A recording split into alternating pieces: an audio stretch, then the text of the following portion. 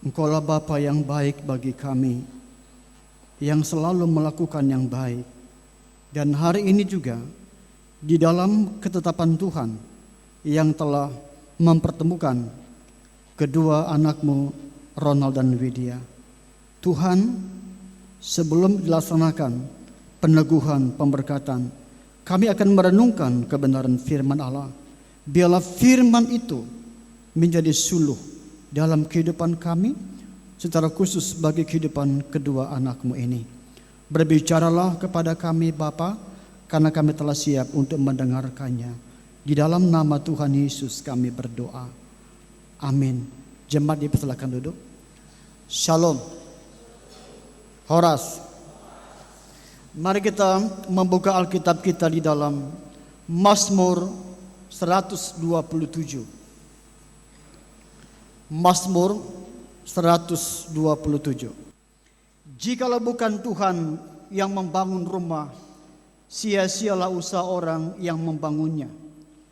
Jikalau bukan Tuhan yang mengawal kota, sia-sialah pengawal berjaga-jaga.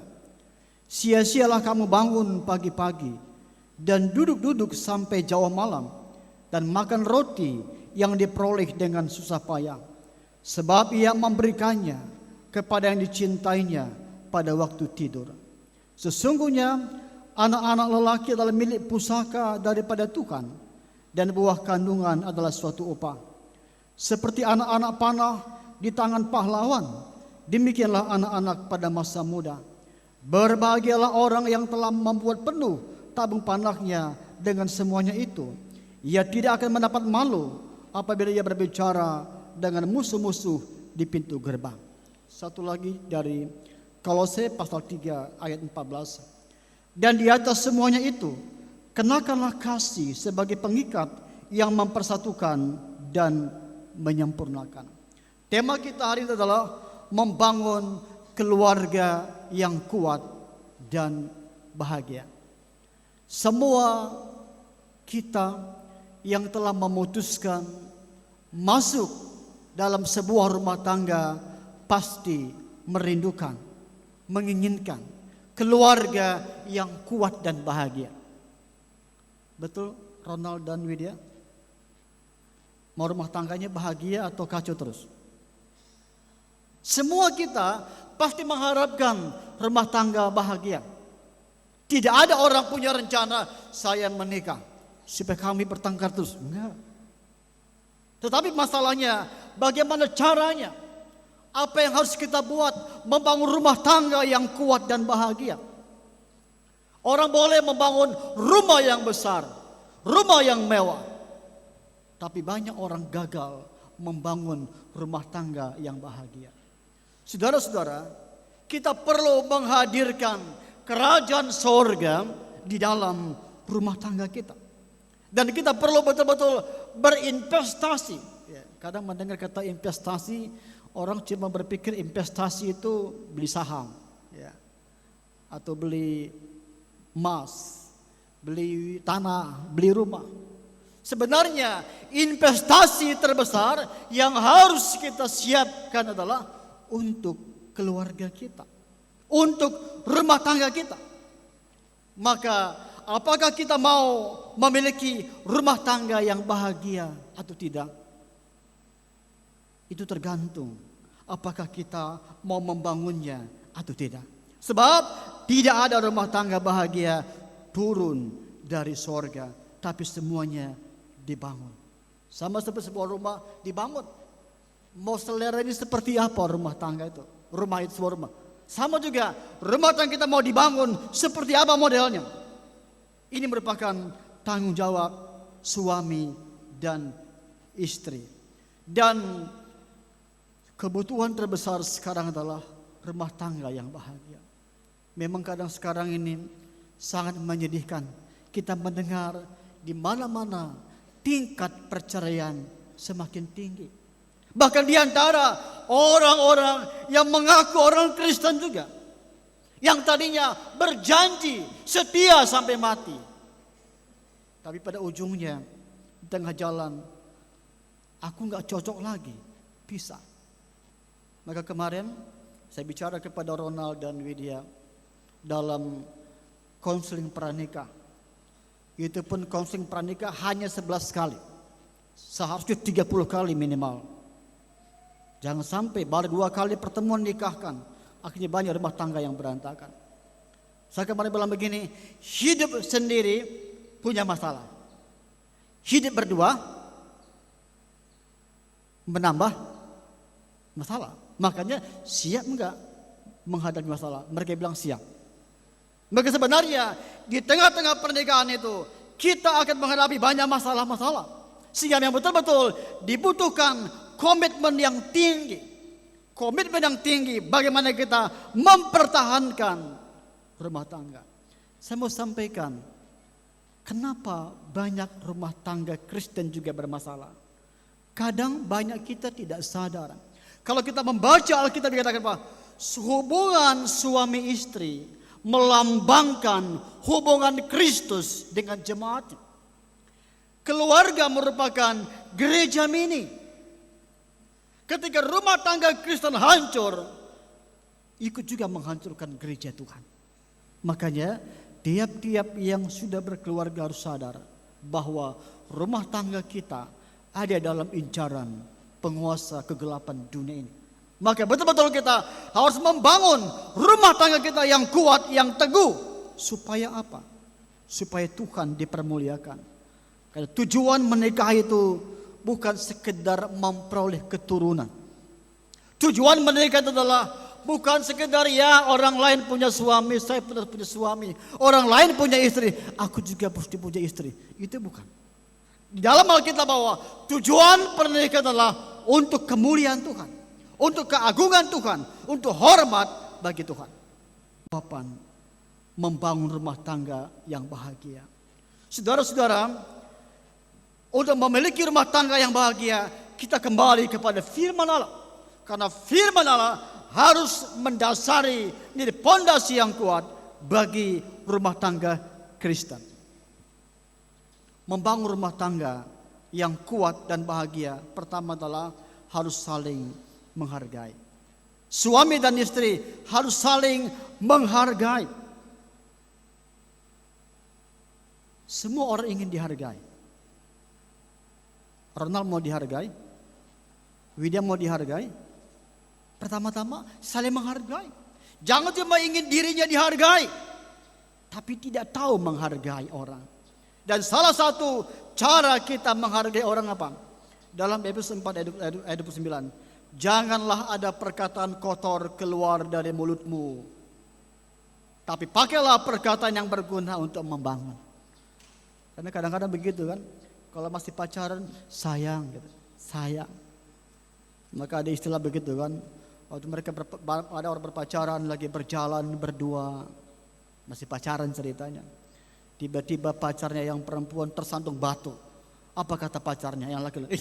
Memang batu kurang ajar. Kenapa tiba-tiba kamu ada di jalan? Istri saya jadi tersandung gitu.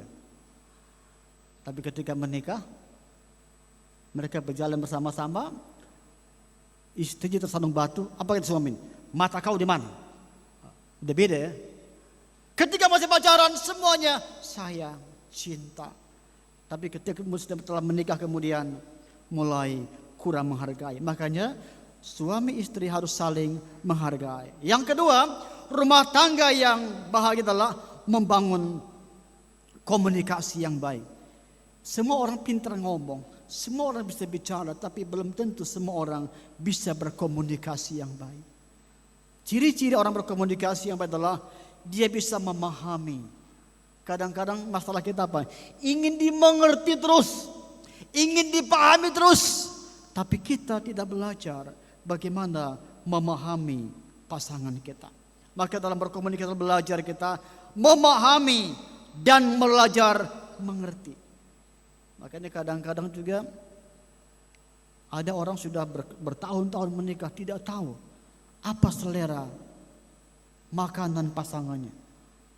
Kenapa? Karena mungkin nggak mau tahu, nggak mau mengerti gitu. Berkomunikasi yang baik juga adalah tetap memiliki rasa hormat walaupun ada perbedaan. Suami istri pasti ada perbedaan. Tidak mungkin suami istri langsung seperti bau dan mur, klop langsung, tidak. Tapi bagaimana di tengah-tengah perbedaan itu tetap menghormati. Ya mungkin kadang-kadang ya suami istri pun beda makanan kesukaannya. Mungkin yang istri kadang suka nasi goreng, tapi mungkin suami kadang sukanya cuma makan saksang. Beda. Tapi bagaimana di tengah-tengah perbedaan itu pun tetap saling menghormati.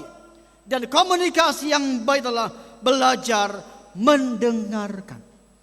Ini kadang sepertinya mudah ya. Tapi salah satu yang paling sulit mendengarkan. Dan Ronald, ingat salah satu kebutuhan terbesar wanita adalah didengarkan. Kadang mereka bukan butuh jawaban, yang penting didengarkan. Yang mana siap, Ronald? Pendengar yang baik. Tapi juga sama, ketika suami juga berbicara, belajar juga istri belajar mendengarkan. Dan dalam komunikasi yang baik dikatakan juga perlu humor. Jangan suami istri tegang terus. Sudah makan? Belum. Berangkat jam berapa? Jam 8. Dari mana? Dari sana. Itu kan gak ada humor. Dalam keluarga usahakanlah ada humor juga. Saya juga belajar bagaimana humor.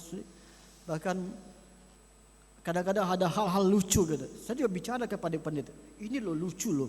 Ini apa? Ketawa bersama-sama gitu. Itu juga penting. Ada humor di tengah-tengah keluarga. Supaya apa? Kita betul-betul ada hubungan yang dekat. Lalu membangun keluarga yang penting adalah memiliki waktu bersama. Memang kadang-kadang suami istri satu rumah tapi tidak punya waktu ngobrol bersama. Bicara dari hati ke hati seringkali sudah tidak ada. Semua orang sibuk memegang handphone masing-masing. Maka disitulah kemudian perlu waktu yang bersama. Waktu yang bersama-sama penting. Memang kadang masalahnya begini. Bahkan di kota besar kadang-kadang semua sibuk. Anak-anak sibuk. Semua sibuk. Sibuk menghadiri acara-acara. Akhirnya waktu suami istri berkurang. Ini membuat keluarga tidak kuat. Lalu yang paling penting adalah keluarga yang kuat. Dalam Mazmur 127 tadi. Jikalau bukan Tuhan yang membangun rumah, sia-sialah usaha orang yang membangunnya. Jikalau bukan Tuhan yang mengawal kota, sia-sialah pengawal berjaga-jaga. Rumah tangga yang kuat, rumah tangga yang bahagia, menjadikan Tuhan Yesus sebagai pusat sentral hidupnya. Nanti Ronald dan Widya dari gereja akan diberikan Alkitab. Alkitab itu bukan dipajang di rumah. Kebanyakan orang Kristen Alkitabnya dipajang. Paling dia baca waktu ibadah hari Minggu. Tapi Alkitab itu harus direnungkan, dibaca, dihayati. Itulah keluarga yang berpusat kepada Kristus. Maka Ronald, tanggung jawab kepala keluarga adalah bukan hanya pemimpin dalam arti kata secara jasmania, tapi juga pemimpin rohani. Maka bayangkan kalau pemimpinnya tidak rohani, bagaimana istri dan anak-anaknya? Saya perhatikan di mana-mana keluarga yang bermasalah. Lihat bagaimana pemimpinnya. Apakah dia pemimpin rohani? Adakah dia mengajak anaknya, istrinya, ayo anakku, ayo istriku, mari baca firman Allah. Mari kita duduk di bawah kaki Tuhan. Memang kemarin waktu konseling Prandika sempat Ronald tanya, Pak Pendeta, apa yang dimaksud dengan mesbah keluarga itu? Saya suka nonton YouTube ada mesbah keluarga. Ya, mungkin sempat pikiran Ronald adalah mesbah yang dibangun oleh mungkin Abraham gitu ya. Saya bilang bukan. Mesbah adalah kita membuat waktu kita membaca Alkitab, memuji Tuhan, berdoa tiap hari. Itu namanya membangun mesbah. Dan hari ini banyak keluarga-keluarga yang hancur karena mereka tidak memiliki mesbah. Perhatikanlah, suami istri yang tidak membangun mesbah, pasti di keluarga itu terlalu banyak masalah. Makanya rumah tangga yang bahagia adalah kembali menjadikan Kristus sebagai pusat sentral dalam hidup kita. Menarik, dosa pertama terjadi di tengah-tengah keluarga, di Taman Eden.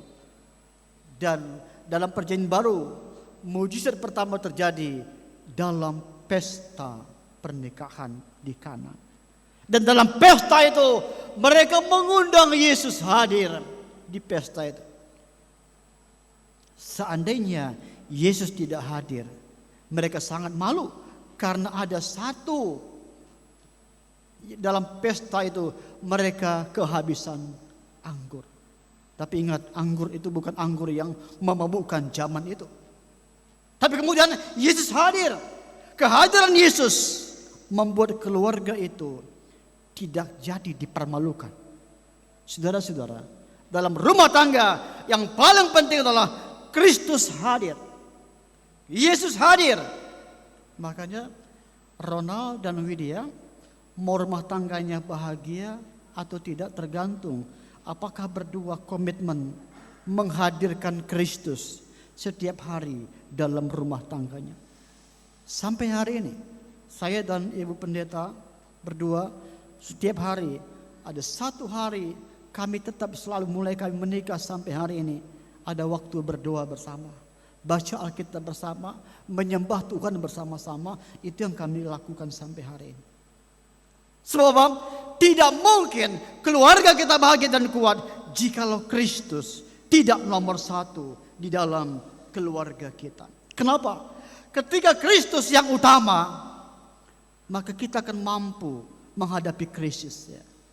Dalam hidup ini, dalam pernikahan ini, Widya dan Ronald pasti ada krisis, ada badai, ada tantangan, ada pergumulan. Tapi ingat, ada satu perahu waktu itu di Galilea yang hampir tenggelam. Tapi karena Yesus hadir di situ, kapalnya tidak tenggelam. Artinya apa? Kalau Yesus hadir dalam rumah tangga kita, seberat-berat pergumulan, sebesar-besarnya badai, tetap akan tertolong. Kenapa? Karena ada Kristus. Makanya hadirkan Kristus dalam rumah tangga kalian. Maka rumah tangga itu akan tetap kuat, akan tetap bahagia. Kenapa? Karena di situ ada Kristus, ada Yesus.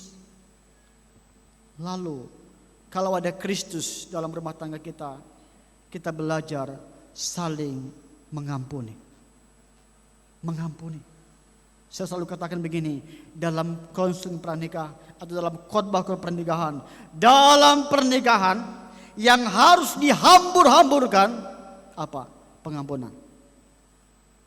Widya, Ronald, kalau mau rumah tangganya bahagia, mengampuni, mengampuni, mengampuni, sampai mati, mengampuni, mengampuni. Seringkali banyak tidak mengampuni. Suatu saat ada seorang istri yang sudah menikah sekitar 20 tahun, tiba-tiba membaca sebuah buku. Dalam buku dikatakan ya, supaya suami dan istri bisa lebih baik hubungannya, harus terbuka satu sama lain, menyampaikan apa keluhannya tentang pasangannya, lalu dibicarakan bersama-sama.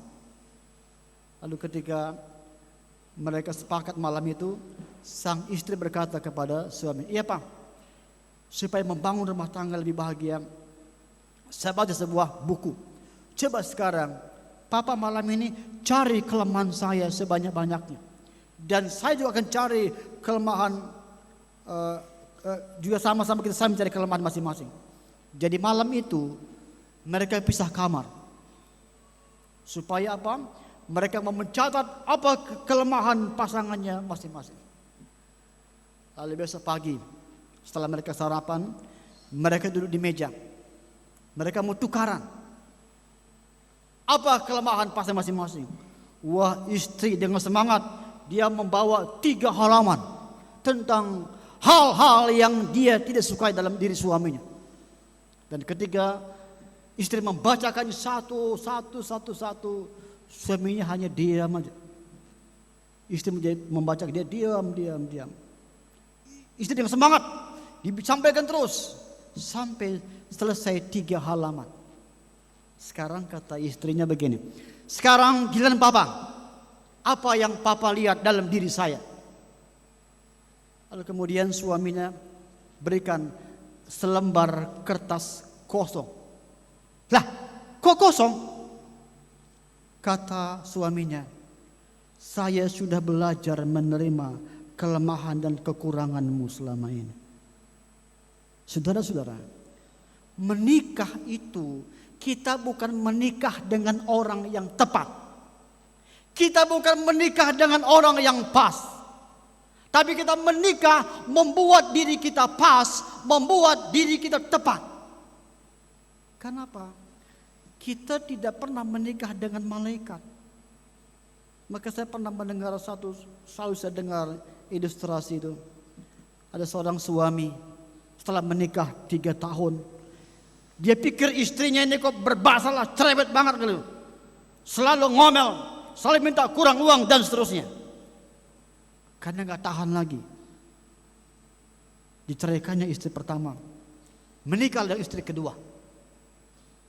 Wah, sudah menikah mereka selama baru 6 bulan, dia lihat istri kedua ini lebih parah dari istri pertama. Akhirnya apa? Cerai lagi. Dan nikah lagi yang ketiga, lebih parah lagi. Artinya begini, kita tidak pernah menemukan orang yang pas. Semua orang punya kelemahan. Maka belajarlah menerima satu sama lain. Seperti Tuhan Yesus menerima kita dengan segala kelemahan dan kekurangan kita. Kita juga belajar menerima kelemahan dan kekurangan orang lain. Itulah merupakan rahasia rumah tangga yang bahagia. Jadi Ronald dan Widya, ingat, saya sudah sampaikan di dalam konsep pranikah, tidak ada kata cerai. Tidak ada kata cerai. Tidak ada kata berpisah. Hanya maut yang bisa memisahkan. Dan sampai hari ini, saya sebagai pendeta, saya tidak pernah mau menikahkan orang yang pernah bercerai. Karena Alkitab mengatakan, apa yang dipersatukan Allah tidak boleh diceraikan manusia apapun alasannya. Makanya Ronald dan Widya, jagalah pernikahanmu. Jadikanlah pernikahanmu berdua sebagai tempat untuk melayani Tuhan. Supaya Tuhan memberkati. Amin. Kita berdoa. Terima kasih Bapa atas kebenaran firman Tuhan pada hari ini. Agar kami membangun rumah tangga kami yang kuat dan bahagia. Biarlah kebenaran firman-Mu menjadi kekuatan kami dalam kami menjalani rumah tangga kami. Secara khusus untuk kedua anak-Mu, Ronald dan Widya. Terima kasih Bapa Surgawi. Di dalam nama Tuhan Yesus Kristus, kami sudah berdoa dan mengucap syukur. Amin. Saya mengundang jemaat untuk bangkit berdiri.